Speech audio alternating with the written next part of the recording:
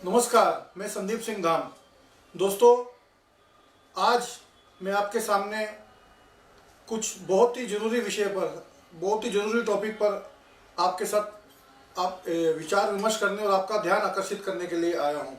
मैं आप सबसे गुजारिश करूंगा कि कृपया ये वीडियो पूरी तरह से देखें, क्योंकि जब आप वीडियो पूरा देखेंगे तो आपको पता चलेगा कि इस महामारी के इस दौर में, कोरोना के इस काल में, इस तकलीफ के टाइम पे राज्य की, महाराष्ट्र की राज्य सरकार और म्यूनिसिपल कॉरपोरेशन मुंबई की, BEST और अन्य कंपनियां और इन सब कॉरपोरेशन और सरकार के नेताओं द्वारा कैसे ही बहुत बड़ा धोखा आम जनता के साथ हो रहा है और एक बहुत ही बड़े स्तर पर, मैं कहूँगा बहुत ही ज़्यादा बड़े स्तर पर लूट हो रही है। इसका मैं आपको इस वीडियो में पूरा विवरण दूंगा। मैं आप सबसे रिक्वेस्ट करूंगा एक बार फिर से कि वीडियो कृपया करके पूरा सुने। दोस्तों, मुंबई में या कहे महाराष्ट्र में हम सबको बड़े हुए बिल आए हैं। बिल इतनी बड़ी रकम के साथ आए हैं कि मानो कि दुनिया ख़त्म हो रही है और बिजली कंपनियां चाहती हैं कि आप सब घर बार बेचकर अपना सब कुछ कर करा के हमको पैसे दें और दुनिया ख़त्म होने से पहले निकल जाएं। जहाँ पर 2 महीने का बिल हाथ में आता है, हमको ऐसा लगता है कि 2-2 साल के बिल जो हैं, 2-2 सालों के बिल एक साथ में आए हैं। जब ये बिल आते हैं फिर थोड़ी जागरूकता होती है, विरोध होता है, तो सत्ता में जो बैठे नेता हैं वो आके बयान देते हैं। बयान क्या देते हैं कि घबराइए मत, आपका बिजली का मीटर नहीं कटा जाएगा। अरे कटने तो हम वैसे भी नहीं देंगे, कटने की बात नहीं है, लेकिन इन सब नेताओं की तरफ से एक भी बयान नहीं आया कि बिजली का बिल कम कैसा होगा, राहत कैसे मिलेगी, या बिजली कंपनियों के उन्होंने क्या आदेश दिए हैं। दोस्तों, अभी आपने देखा होगा कि BEST समेत सभी बिजली कंपनियों ने ऐप निकाले हैं जिसमें उन्होंने सुधारित बिल के लिए लिंक डाले हैं। सुधारित बिल तो तभी होगा ना कि आपके घर में ओरिजिनल रीडिंग आई होवे। मैं आप सबके माध्यम से मैं चैलेंज करना चाहूँगा, आप अपने घर के नीचे के वॉचमैन को, सोसाइटी के सेक्रेटरी को पूछिए, बंबई में BEST के हक वाली या वैसे 90 से 95% मीटर की रीडिंग नहीं हुई है। अगर मीटर रीडिंग हुई नहीं है तो सुधारित रकम कैसे आएगी? एक बहुत बड़ा छलावा है। पहले बहुत ही ज़्यादा गुना बिल भेज दिया, फिर थोड़ा भी कम किया, फिर और आपको बोल रहे हैं कि मीटर रीडिंग के बाद होगा। ये सब छलावा है और इस छलावे में मत आइए, क्योंकि लूट का पैमाना इससे बहुत बड़ा ज़्यादा है। यह मैं आपको वीडियो के माध्यम से बताऊंगा। दोस्तों, मेरे इस वीडियो के बाद और मेरे पूरे विवरण के बाद आप इमीडिएटली अपना बिजली का बिल लेंगे और उसमें सब चीज़ें ध्यान से देखेंगे। आज की डेट में बिजली के बिल में ऐसे वो डाले हुए हैं, ऐसे किस्म के एक्स्ट्रा चार्जेस डाले हुए हैं कि जैसे कोरोना का मरीज होता है, आप बिल देखेंगे तो 400 रुपये की दवाई होती है और PP किट, ग्लव्स और अन्य चीज़ें 4 लाख की होती है। वो यार आज की डेट में बिजली के बिल का है। अगर आप अपने बिजली के बिल को ध्यान से देखें, जिसमें बाकी के चार्जेस होते हैं, खासकर BEST में, तो आपको मालूम पड़ेगा कि कितने किस्म के चार्जेस होते हैं। मैं आपको बताता हूँ। फिक्स चार्जेस, एनर्जी चार्जेस तो चलो यूनिट के charges, fix charges, wheeling charges, electricity duty, Maharashtra tax on sale of electricity, interest charges और डिलेड पेमेंट चार्जेस।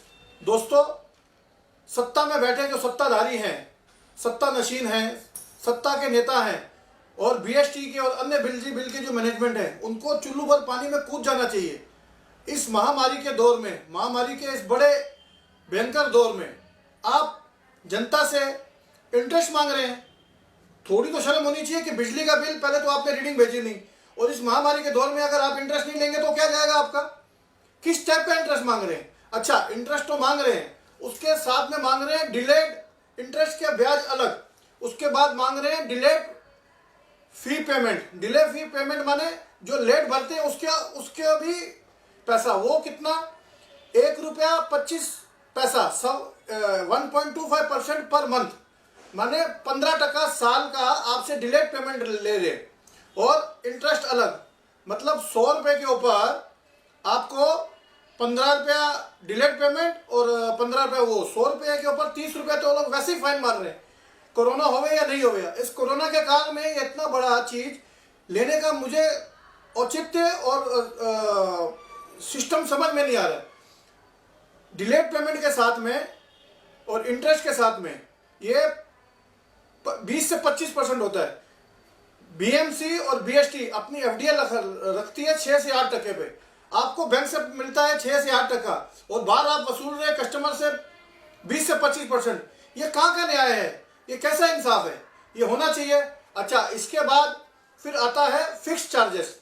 दोस्तों, फिक्स चार्जेस मतलब अभी जैसे किसी की छोटी दुकान है, वो मार्च स्टार्टिंग से लेके मार्च लास्ट वीक से जब से लॉकडाउन हुआ है और जून की 31 तक जिसकी दुकान पूरी तरह बंद थी, वो अपने घर पे बैठा था। वो दुकान बंद होने के कारण वो घर पे था। आपकी दुकान में एक यूनिट भी नहीं हुआ है, लेकिन उसको हर महीने 300 से 500 रुपये महीना उसको फिक्स चार्जेस देना पड़ेगा, जिसमें उसने एक भी यूनिट यूज नहीं की है।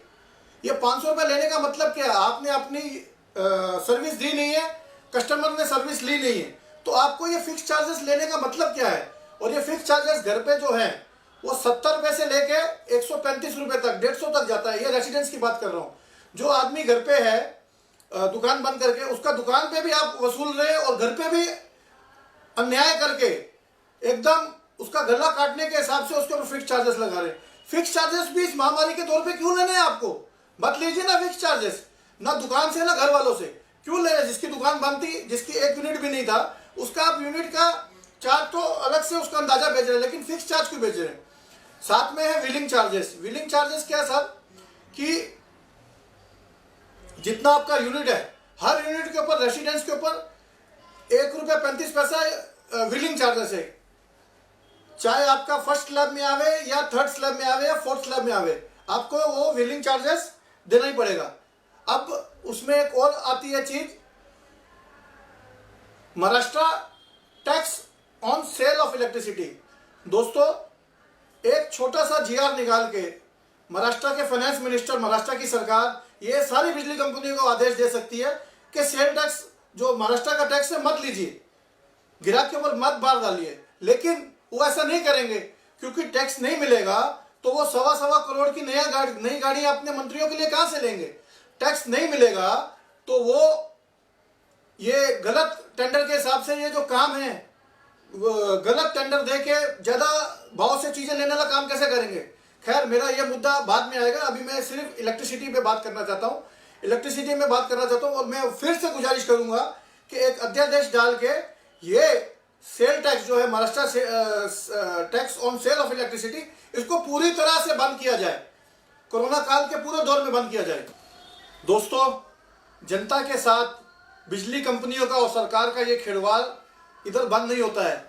अब जो अगला मैं बोलने जा रहा हूं, ये सबसे भयानक और सबसे दर्दनाक, बोलते हैं ना, लूट का एक एग्जाम्पल है।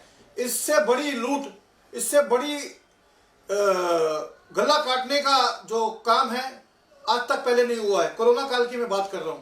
दोस्तों, बिजली के बिल में स्लैब आते हैं, यूनिट आते हैं। जैसे 0 से लेके 100 तक एक स्लैब है, 100 से 300 तक एक स्लैब है, 300 से 500 तक एक स्लैब है, 500 के ऊपर एक स्लैब है। और हर स्लैब के लिए पर यूनिट रेट अलग है, और पर यूनिट के साथ में हर स्लैब में ₹1.35 विलिंग चार्जेस है, वो अलग है। और जो पहले मैंने आपको पहले बताया विलिंग चार्जेस। दोस्तों, 1 से लेकर 100 तक जो आता है वो आता है ₹3.5। वो जो बताते हैं ₹1.83, वो सब गलत है। सबके साथ में मिनिमम ₹3.5 आता है। और जैसे जैसे ये बढ़ता है, यूनिट बढ़ता है, और तो स्लैब भी बढ़ता है, रेट भी बढ़ता है। अब कोरोना के इस काम में सरकार ने बोला था, महाराष्ट्र सरकार ने भी बोला था, घर पे बैठो, गर्म पानी पियो, कैरम खेलो। घर पे बैठेंगे तो बिजली ज़्यादा यूज होगी, सब बैठेंगे क्योंकि स्कूल वूल बंद है। घर पे बैठेंगे तो बिजली ज़्यादा यूज होगी, बिजली ज़्यादा यूज होगी तो यूनिट दर बढ़ेंगे, यूनिट दर बढ़ेंगे तो आपका स्लैब बढ़ेगा, स्लैब बढ़ेगा तो इसी स्लैब के बढ़ने में आपका लूट का राज है। दोस्तों, पूरे कोरोना काल में मार्च से लेके जून 30 तक सभी स्कूल, सभी कॉलेज, सभी मार्केट, सभी शॉपिंग मॉल, सभी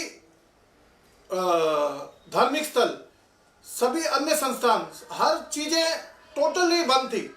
इस बंद में भी, और हर कोई घर में था, घर पे था तो ये स्लैब बढ़ेगा, स्लैब बढ़ा दोस्तों, ये स्लैब जो है 1 रुपये 83 पैसे इनके हिसाब से होता है, वो जाता है 8 रुपये 51 पैसा। 8 रुपये 51 पैसा प्लस 1 रुपये 35 पैसा व्हीलिंग चार्जेस, ये होता है 10 रुपये 26 पैसा। अब खेल जो है यहीं से स्टार्ट होता है।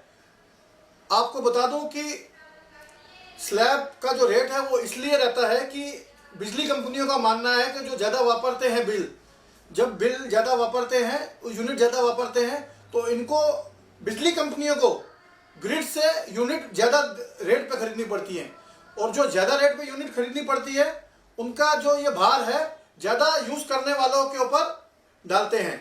मतलब जिसने ज़्यादा यूज़ किया उसके ऊपर ज़्यादा भार, वो 1 रुपये 83 पैसे से लेके 10 रुपये 26 पैसे तक, ये मैं बात कर रहा हूँ रेसिडेंस की।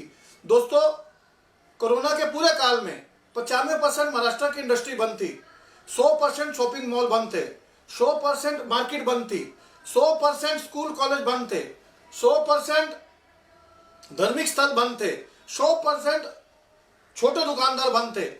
छोटे दुकानदार में नाई की दुकान, मोबाइल की दुकान, दारू की दुकान, दूसरी दुकानें, मिठाई की दुकान, ये सब, पान की दुकान, ये सभी भी बंद थी। अगर ये सब बंद थी तो इनको बिजली बिल महंगी ली नहीं है, क्योंकि डिमांड बहुत कम थी, सप्लाई बहुत ज़्यादा थी।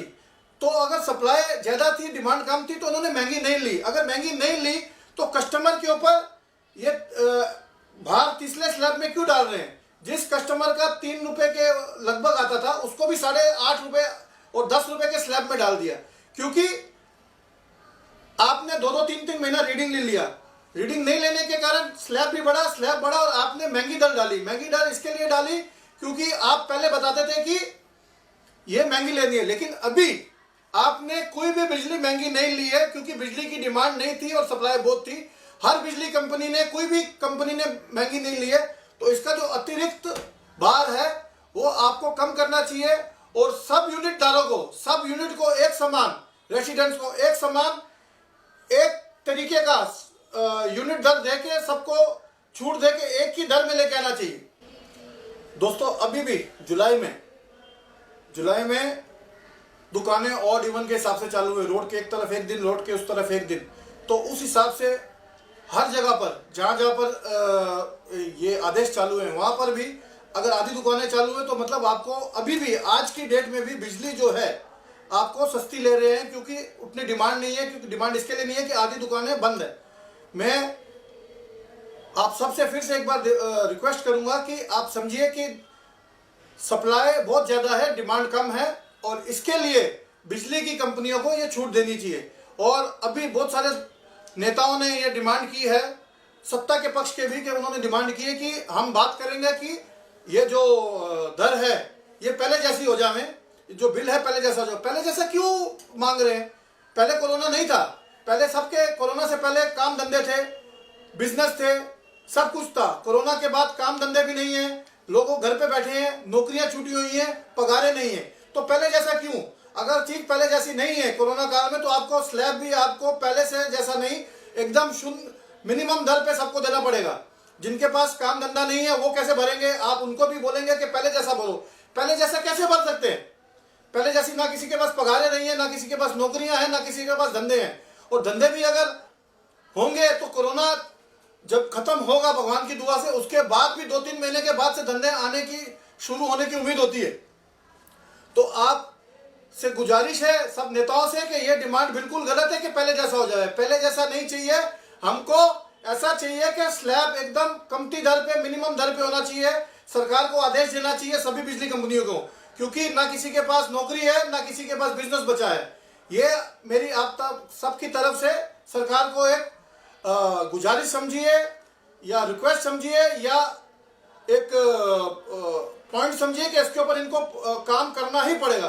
दोस्तों अगर आप चाहते हैं कि ये जो बिजली के बिल के पीछे लगे हुए fixed charges, fixed bill, wheeling charges, Maharashtra tax on duty, double interest, delayed fee पे इंटरेस्ट, ये सब चीज़ें खत्म होए, तो मैं आप सबसे गुजारिश करूंगा, आप सबसे हाथ जोड़कर गुजारिश करूंगा कि ये वीडियो आप हर व्हाट्सएप ग्रुप में, हर फेसबुक पे या अन्य माध्यम से पहुंचाएं, और खासकर अपने स्थानिक नगर सेवक को, स्थानिक आमदार को और स्थानिक खासदार को और हर पार्टी के कार्यकर्ता और नेता को बचाएं कि और उनसे कहें कि महाराष्ट्र सरकार पर दबाव डालें, महाराष्ट्र सरकार पर दबाव डाल के यह जो बिजली का घोटाला है इसको खत्म करने का आदेश दें, क्योंकि जब तक ये घोटाला खत्म नहीं होगा तो गरीबों के गले ऐसे ही काटे जाएंगे।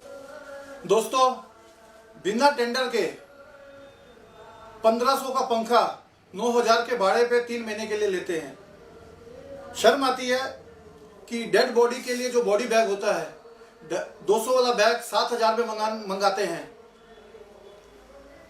200 वाली पीपी किट का 800 से 1000 रुपया के दर से लेते हैं। रोड बनाने वाली कंपनी, डामर डालने वाली कंपनी को ऑक्सीजन सप्लाई का कोविड अस्पतालों में, कोविड सेंटरों में, हॉस्पिटल सेंटरों में और हॉस्पिटल्स में ऑक्सीजन सप्लाई करने का टेंडर देते हैं। दोस्तों, ये सब करते हैं क्योंकि इनके पास सत्ता है, और सत्ता है तो पावर, ये पावर से ये करते हैं। और मैं उसी पावर की दरखास्त करके बात कर रहा हूं कि उसी पावर के तहत ये सारे चार्जेस, फिक्स चार्जेस से लेके interest charges, delayed payment charges, ये एबॉलिश किए जाएं, खत्म किए जाएं। साथ में उसी पावर के तहत अध्यादेश लाकर सभी को समान दर पर यूनिट के दिए जाएं। जनता के हित के लिए, जनता की भलाई के लिए आपको ये पावर आपकी यूज करनी होगी। अगर आपने ये पावर यूज नहीं की तो जनता की ताकत और जनता की पावर का अंदाजा आपको है। मैं एक बार फिर जनता की तरफ से सरकार को बोलता हूं, साडा हक इत्थे रख। भारत माता की जय। जय हिंद, जय महाराष्ट्र।